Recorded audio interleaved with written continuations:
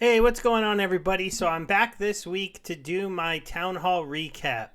I hope a few of you checked out Sandbox now that it's free to play, and you can check out my video and we can play for free to get some raffle tickets, and maybe you'll win 1,000 sand, and that would be pretty good for a lot of people. That's about $3,000 if it's still at $3. I haven't checked, so it could be a little lower than that. But it'd be pretty cool to win 1,000 sand because then you could stake them, and I'm imagining staking them will get you a lot more in this game. And it's actually kind of interesting, could be kind of fun. Reminds me of Minecraft and Roblox. I think that's what it's supposed to be like. I never played Minecraft because I never got into it. But now let's go ahead and get into the Town Hall because I know that's mostly what people would want to learn about. And this week's Town Hall was pretty exciting. So just giving you some of my basic stuff before we go a little bit over the summary. There was a new guild, NFTy Arcade, that came in and talked to us, and they're a new kind of guild, and they're the kind of guild that we need in this game. It's the kind of guild that lets you know that this is a fun game to play. Splinterlands is fun. You can just play the game if you're somebody that has that kind of mindset. Aggro pointed out the players with that mindset, a lot of us played Magic. I played Magic, didn't quite make pro circuit, but was on an amateur kind of circuit at my local places, winning tournaments and having fun. I got into other card games like that, and it led me right into Splinterlands. But on top of that, Splinterlands has lore and storytelling, and eventually we might have movies and even short animations, and those kind of things will just make us love these characters all more. It's set up to do what things have done already. They've already shown us that video games can lead to movies, can lead to games, and all those kind of things, and all of this is coming closer to coming true. You can already see this. They've got music deals now. Well, all they need to do now is land maybe an animation deal, because these characters are unique. They have stories, they have a world, they have everything that they need for somebody to come in and write really interesting stories. And it's really wide open. There can be so many creators that can just get into this, and it's an amazing time, it seems like, to watch this game grow. The market is doing terrible, but Splinterlands is kind of holding on. We have war in the world and things like that, so there's just not that many people who probably are ready to put a lot of money into games, and a lot of people would be looking at the Splinterlands ecosystem, and after an amazing run-up of thousands of percents and markets tripling and doubles and things going crazy, it's come down now to a lower level, and they might think like, oh, they're failing, but they're just not. The game is progressing. People are being impatient. I played Splinterlands for years before my account was worth a lot. And people are now mad that things are not selling out in months. And it's just like, come on, guys. The pack sale was supposed to last a year. They're more than halfway through it. Yeah, things have slowed down. When they get in the middle, we need an influx of new players who want packs, or we need the old players like me to have some time to earn some money from the game and then buy packs, because that's what we do with our earnings. But we like to buy them in bulks of 100 and use our vouchers we're getting to get more. So, you know, it's just not one of those things that is going to be super quick. But eventually we will push. The legendary summoners will help us. And when we get about 70 to 80% sold, it'll speed up and finish off. That's just the way the pack sales go. I know this is kind of a longer summary. It touches on a lot of the stuff that was in the town hall and the questions. And we'll go over some of the other things. As we get down into here, one of the developments, they're talking about modern and wild formats are coming, and they should be coming soon. You will be able to play in both. They will each have their own pool of DEC, and so it is possible in the beginning that sometimes playing in one might earn you more DEC per battle than the other. Also, they have talked about some changes to the leaderboards that are very important in this, and that's that you're going to have to keep the CP to earn your reward starting as early as next season. So there's going to be no more of this kind of playing hard in the beginning of the season. There's been some accounts that have definitely been accused of trading wins because they have win streaks of like 50 or 60 or more. And to be quite honest, in the Champion League, playing some of the best player out there, it is really hard to get win streaks of that high. I don't know how anybody can even get into the 20s. The most I can usually get is about 6 or 7 once I'm in Champion League. Yeah, when I'm down in bronze, I could win a lot. And people could say that they're not trading, they're just waiting and playing very low and then going like smoking through diamond when the low accounts are in diamond. And that's possible. So I don't want to necessarily say I know people are win trading, but it does seem a little sketchy to win 50 to 60 games in a row, especially if you're on the champion leaderboard and have a ranking in the 4400s. So we'll have to see if they can catch those people if they are doing that and what might change. But the other thing they're changing is no more pushing your account up to 4400 and then delegating all your cards away to another account and trying to push that account up and maybe ending up with 2 to 3 accounts in the leaderboard. Now only the account with the actual CP to be in the leaderboard will get paid out. Now that isn't for this season that we're currently in, and it might not be for the next season, but that was a pretty big update. They do have the tournaments going now. That'll be Modern and Wild. They give us a little look at this. Is going to be kind of the new board for you to look at to see how you're doing and everything. So I like it. We're getting UI updates. The game is growing, and we're starting to see them deliver on more changes. And this is something we wanted to see with the growth of the team. And they did talk about the team a little bit, but not so much. We're really excited to, see the just stuff coming along. We want to see things continually get built. That's what you want to see in this kind of slowdown of the market. We really just want the team to keep building, keep releasing things, and us hopefully to keep moving forward. The creative updates they were talking about, a lot of it I kind of already went over, but they're releasing more soundtracks, more original stories. They really have that goal to bring a more immersive effect to the game. I've been listening to the stories. I'm a few stories behind. I'll probably listen to a few on the weekend. That's pretty much what I do. Once the weekend is here, I can put them on while I'm doing other things and just listen, and it's kind of fun. I have to admit, I have to get a better sense of who's who in the new set. I haven't memorized all of those cards yet, but so I don't always know who's doing what in the stories, so I got to work on that better. We had a really fun story about how Dr. Blight miniatures were painted at the big team meeting, so you had like the leaders of the company sitting around painting miniatures, which just is a reminder that this game is built by a bunch of guys who would almost consider themselves nerds for people who kind of consider themselves nerds. And that used to be an insult to a lot of us when we were younger, but now everybody wishes they were nerds because the nerds are into crypto. They got in early. They created amazing things. They got good jobs, and we live in nicer houses. No, I'm just joking. That doesn't apply to everyone, but it does seem to be what has turned that term from an insult into kind of like, yeah, what about it? I might be a nerd. The marketing updates were pretty interesting. They are going to be working on creating a Splinterlands tabletop game. That's pretty cool because imagine a tabletop game that you buy. They can include maybe a couple cards inside there that gives you your free spell books within the game. QR code scan here. Now you can play the Splinterlands game along with the Splinterlands board game. You can see these cards. You can get going for free, and then maybe you become a player that way. Or just players like me can have one more collectible, one more cool thing to pull out with the friends who don't play and be like, yeah, check it out. This thing I tried to get you all into a while ago, it's working out pretty good. Now they have games out and it's getting more popular. The tournament, I've talked about this a little bit, and I've meant to do a full video showing off the tournament, but they've made a great changes to the tournament section. You should really look into them, but it is requiring you to stake some SPS. They are tweaking the amount of SPS that you need to be staked at the different leagues to get into the different tournaments, but it's making a great secondary use case for the SPS token for you to be able to get into these tournaments and be able to play, and you have a good shot of earning your entry fee back. And then if you can have a good streak and do well, you're going to place high enough to bring home possibly a 2x to a 3 to a 4x return on your SPS invested. That is a great secondary use case within the game for it, and it was really exciting. They did bring on Jarvie to talk about the Peakmonsters token. Once we have full, like that, they released something else on that, I'll do a full video on it. I just didn't have time this last week, and they really just kind of touched on it, that they'd be airdropping it to people who are using Peakmonsters based on your biggest sale and your overall sales over a certain amount of time. Pretty fair to reward the people who are actually using their platform to buy. That's how they make some money, because they get a little bit of a kickback on our buys, because Splinterlands shares that 5% that they normally take in the market with them. It doesn't cost you anything less, and using their bid system has been a key way for me to get cards undervalued under market prices and save money. So you save money and make them money. It's a great platform. It's my favorite one to shop on.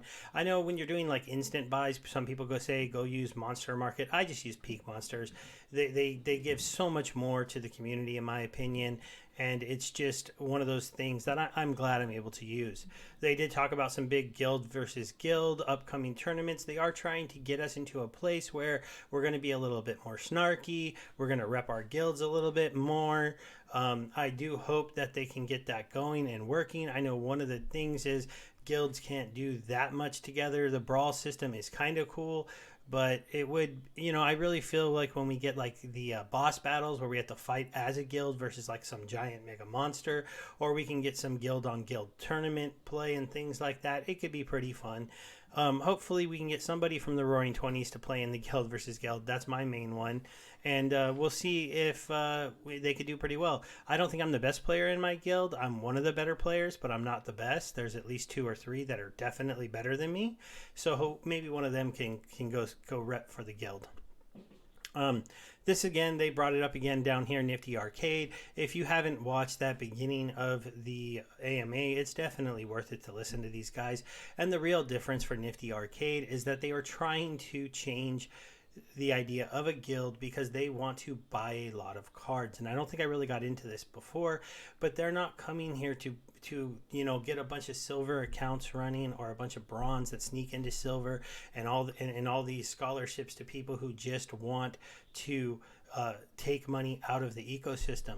Instead, they're taking scholars who are already in the ecosystem, is what they've said, and they're giving them gold accounts to play with, and those people are playing with those accounts, taking those earnings, and then using them to level up their other accounts. It's because these are the type of players I've said over and over again that we need. We need players who want to level their cards. The marketplace looks abundant. Cards look cheap. But if people were coming in trying to get to gold or diamond level cards, then there would hardly be anything in the market. We've got to attract those kind of players to the game. Nothing against you if you just want to play in bronze or you just want to play in silver. If that's where you are and you are comfortable, that is fine. But you need those accounts that want to go past that want to push up to those top leagues, want to compete with me and the other people in the Champion League, and really feel like you're one of the best players in the world when it comes to Splinterlands. I'm not going to lie. I don't mind being able to say that I consistently finish in the top 200. It's not like I don't win any extra money for that, but it feels good to know that a game played all around the world, my account is usually one of the top 200, sometimes top 100. I've never quite made top 50 recently, but I'm working on it. Maybe in the new format, it'll be fun to try out. The promo cards, they did announce that they would probably be doing more promo cards. Agro even said that he's in close negotiations to knock the next one up, and it will be similar to the way that they dropped Waka, where it will be sold in Splinterlands and need vouchers. We don't know if it'll be legendary. We don't know if we'll need $500 vouchers. But when we look at the tokens, we'll talk about maybe is it time to get ready for that next promo card if you might want it, because vouchers are pretty cheap. They talked a little bit about some questions that led about Chaos Legion and then maybe burning packs. They said, no way, that's not the plan. If anything, the thing they've done in the past to kind of spur on packs is extra free ones when you buy them. They've played that a little bit before. They've also worked out promos with other companies sometimes where if you buy 100 packs, you get like a card on wax to go with it from some other company. So eventually we could see some promos like that coming into play to kind of speed pack sales back up a little bit and get someone like me to go, oh, okay, I'll spend a couple hundred of my disposable income on Splinterlands because they're doing a special promo. I don't really need to because my regular deck is just about maxed out. So I don't need more packs, but when they do promos and things, I take advantage of them because in the past, they've tended to work out pretty good for me. We got some new eye candy. These things are pretty cool. These are images that they made for their new story, and they wanted to, they made a lot of these, and the idea here was maybe eventually to get these stories into kind of like a stop and go animation, eventually for them to be completely animated, so they won't be YouTube audio stories, but actually YouTube videos that show our characters in action. Obviously, we don't know how far down the line that is, but that's definitely where they would like to go with this whole thing. We are seeing some very interesting SPS art. And one very cool thing that we'll talk about briefly is they actually finally hinted that these NFTs that they sell on Splintertalk could come into the game. Maybe not in an earning capacity, but in a flexing capacity. Like, look what I've got. And so let's say you have your land and you bought, and it's got a castle or it's got a keep because you're one of the bigger holders. Well, in that castle and keep, when you go inside, there may be a few places on the wall where you could hang one of these. And so on your wall, you could have one of these, Malric Inferno special art pieces up on the wall. They also released a Lorna Shine one recently, so you could have that one sitting up there, or any of the other ones they've released before. And that just gives an extra little flair to your castle. Not any kind of, special thing, no extra resource farming, no nothing else. On the land, we kind of skipped over that really quick. They didn't talk a whole lot except for the fact that just land's going to be big and you need to know it's going to be big. But Acro did let out onto the out of his mouth what I theorized a long time ago. Land is going to need a summoner and a nether monster. Now, I've talked about maybe it would be a summoner and 2 or 3 monsters, or maybe it would be you could put one monster on the land, but if you put a summoner on the land, it would allow you to unlock another monster. And I can almost guarantee you, if a summoner goes into the land, then the leveled up card goes into the land. If the summoner's level 1 and you try to take some cheap level 10 common that you built up to put onto your land, I bet you the level 1 summoner is going to limit that card to being only at level 1. And you're going to, 3, right? Because it's a common. But you're going to need to level up those summoners a little bit and have some extra summoners. And that's really my plan with my extra accounts that currently have like level 5 and level 6 summoners on my 2 alts, is they will no longer be playing. And all those level 5 and 6 cards are what I plan to stake on my lands. And if Chaos Legion stays extremely cheap, I do plan on trying to make a second set of maxed out summoners, specifically for staking on really, really good land. I have 2 land tracks, so that's kind of why I'm planning that out. Let's see. After the other thing they showed us from land that I wanted to show you are some pictures of some swords. So they did say land is not just spells; it's going to be equipment.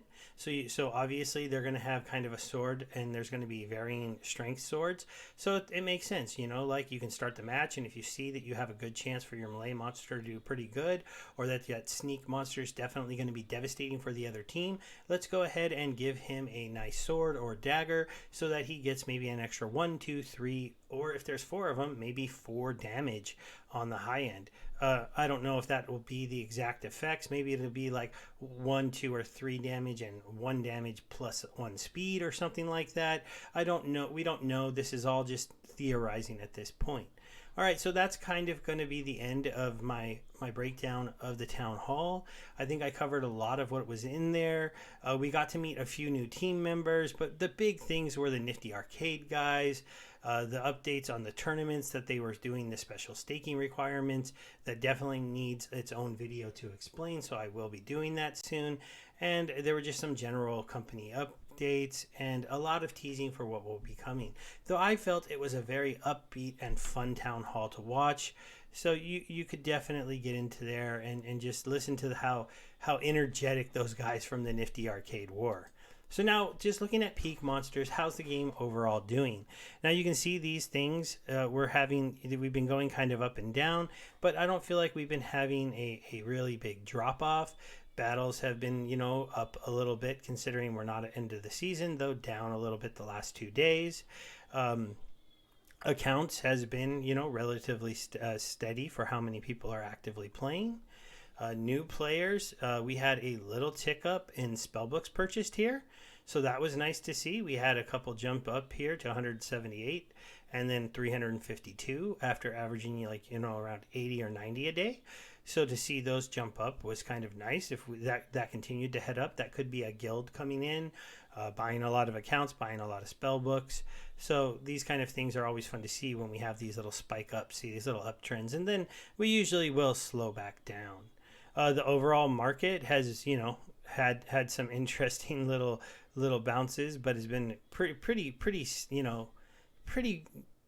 on a bit of a downtrend, and then we'll get into the token things. Oh, one thing they did go over was the Waka Spirit Blade sale over here on Wax. It doesn't look like it went spectacularly because a lot of them are still for sale. I do think this was a mistake. If they would have sold them all on their site, they would have sold them all out. But this is what the Waka people wanted, and I think this actually shows that he needed to be more engaged with the Wax people. The Wax ecosystem, I can be over here. I can tell you they don't like the one and done approach. They've been burned a few times by projects that come here, do a drop, don't build on top of it, and don't understand it. And if people didn't fully understand that Waka was going to be amazing. The reason why I say this wasn't great, all these ones for sale at like this 1500, that's the base sale they were going to be sold at, and they haven't been sold yet. They're still held by the Waka sales account. So these cards haven't been sold at all. So that does mean you will have a chance to pick up a Waka at regular 1500 price. It's fluctuating a little bit just because people the Wax price is moving, but it basically would be 1500. That does set that floor over here, but as long as the floor on Splinterlands doesn't get above that, we're probably not going to see the sales over here really pick off. Also, Waka, I think, turned out to some people to be a bit of a disappointment after a lot of people thought Poison would be super amazing. The main reason why, when people tend to use them, I said this in a take, Cleanse and Taunt totally negate Waka. If you use a taunting monster and a cleansing monster, then they can only attack the one guy, can only poison him, and it gets cleansed every round. So that combo is a good one. So just a quick look at the Splinterlands kind of stuff. We did have a track get sold recently. That is why this moved up here to the top for around 42,000. And plots are sitting here at about 333. This is kind of interesting because this price is, if you did 100 of these, it would only be 33,000 selling at this price. But it's because of the inventory. If you come in here and you look at the plots, there are not 100 for sale. So if you want to get a whole plot tract that also includes a guaranteed keep, you do have to pay a premium. DEC, I would say, is still just kind of hanging out in this 3, it's been 3.3, 3.0, 3.1, up and down right around there, but holding pretty well. I'm still watching this for a downtrend as soon as we get closer to the end of the airdrop, but we probably have at least about 60 days before we really start to see that. SPS is down a little bit after, bouncing back up into like the 14 cents range. We're back down to 11. Again, as long as the airdrop is going on and the validator nodes are not there, so we're not needed for voting for validators, and there is no true stake weighted voting for governance, the token's not going to head up massively until those things come out. Mostly just because nobody knows when they're going to come out, so there's no real push for the token to get bought up. The secondary market for chaos packs is still holding pretty well at $3. I actually think that that's a pretty good number. And then if we look at vouchers are all the way down to $1. I've always said at $1.50, they're definitely worth probably purchasing if you're somebody who wants to get into the promo stuff and you're not getting them on your account. At this point, where they're down here at like $1, this is when I'll probably come through and maybe buy 10 or 20 or 30 of them, because when the next card comes out, like Waka, there'll be another run on these and they'll go back up to at least probably $1.50 or $1.75. And if the card is looked at as better than Waka, then it could be even more, or if it's even a better promo. Let's go ahead and spin the wheel now. Again, if you do a comment on the Hive post that I put up, we'll go over here to my blog and you'll see this one here from last week, 33 comments. You get the name on the wheel and you have a chance to go ahead and win 1,000 DEC. Let's go ahead and see who won today. Oh, is it going to be, Lol's bot. He made a real comment, even though he said his name has bot in it. I don't love that, but when you spin live, I'll give it to you because, I don't want to change the winners. I'll take a quick look at tournaments for anybody that hung out this long. We'll do a transfer to him. All right. get that 1,000 DEC over. And then I'll also talk about one other special giveaway I'm doing. This one is only for the next 2 days. On the last day of the season, I will pick winners and delegate these cards out. You will see I have a tweet up. I'll have a link to the tweet in the description, and I'll pin it in the comment with the Hive post so that you can see both things. You like, retweet, comment your Splinterlands name on the tweet, and you have a chance to win a delegation of one of these cards for the end of the season. They would give you 12,500 power. If you're somebody at the lower levels of the league, that might jump you up an entire league, or at least it might make you avoid the absolute catastrophe of the end of the season when card rental prices just go wild. All right. I already do have some people who have entered, but you just are going to have about 2 days to get into these. I will try to live stream on Sunday and go ahead and pick the winners live and then delegate the cards. And so hopefully that'll be a fun thing that we can do. All right, everybody, that kind of concludes my video. Thank you for hanging out. I know I want to say thank you to the new subs. It's still going up. And thank you to the diehards that are still watching stuff. Video plays are down. I understand the market is rough. The game is not exploding. But if you're here now, I think you're making the right moves. Thanks. Bye.